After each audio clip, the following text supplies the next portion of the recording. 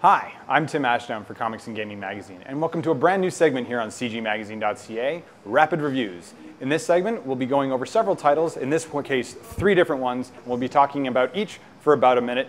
Each game will get a score, and you'll find out how I felt about it. So let's start. The first game I'm going to talk to you about today is South Park, Tenorman's Revenge.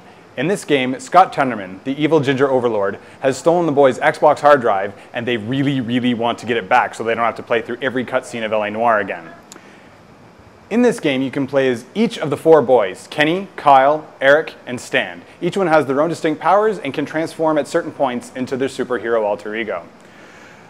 This game also has a heavy emphasis on exploration versus straight-up platforming. It's not quick and frantic like Super Meat Boy or Super Mario Bros., but more slow-paced and heavy, with lots more exploration like A Valley Without Wind. In this game, you can play with a minimum of 2, but up to 4 friends co-op, both online and offline. I did find problems with the game's pacing. It being an exploration-based platformer, there's a really slow pace to most of the levels, and they tend to drag on for quite a while. There's no shortage of things to collect and enemies to defeat, but I also found the enemies to be rather generic and fighting the same ones over and over and over again. Although the boss fights did offer a little bit of variety. Overall, I enjoyed the game for the most part. I'm a big fan of South Park, and this game is obviously a South Park game. All the voices are there, and all the environments I remember from the show. But to be honest, there's just better platformers on the market. I prefer the frantic pace of a game like Super Meat Boy over the exploration that I found in South Park.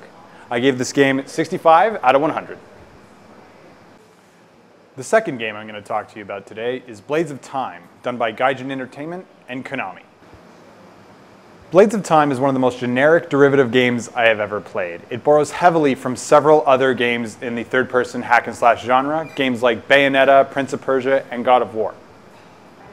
Although the game contains good ideas with its setting and art direction, all that is bogged down by sloppy writing and laughable voice acting.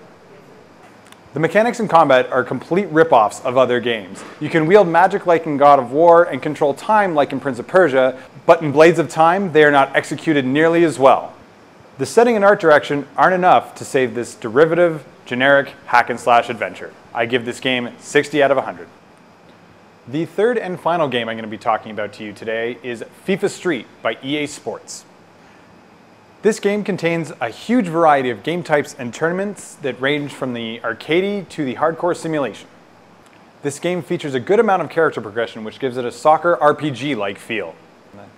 FIFA Street looks really good and maintains the highest standards of quality we've come to expect from EA Sports. FIFA Street plays well with responsive controls that will have you mastering moves like a pro in no time. Overall, FIFA Street is a fun and robust experience for soccer fans. But due to the game's steep learning curve and difficulty, I have a hard time recommending it for casual audiences. I give this game 80 out of 100. Those are the 3 titles I have for you on this edition of C&G Rapid Reviews. Catch you next time.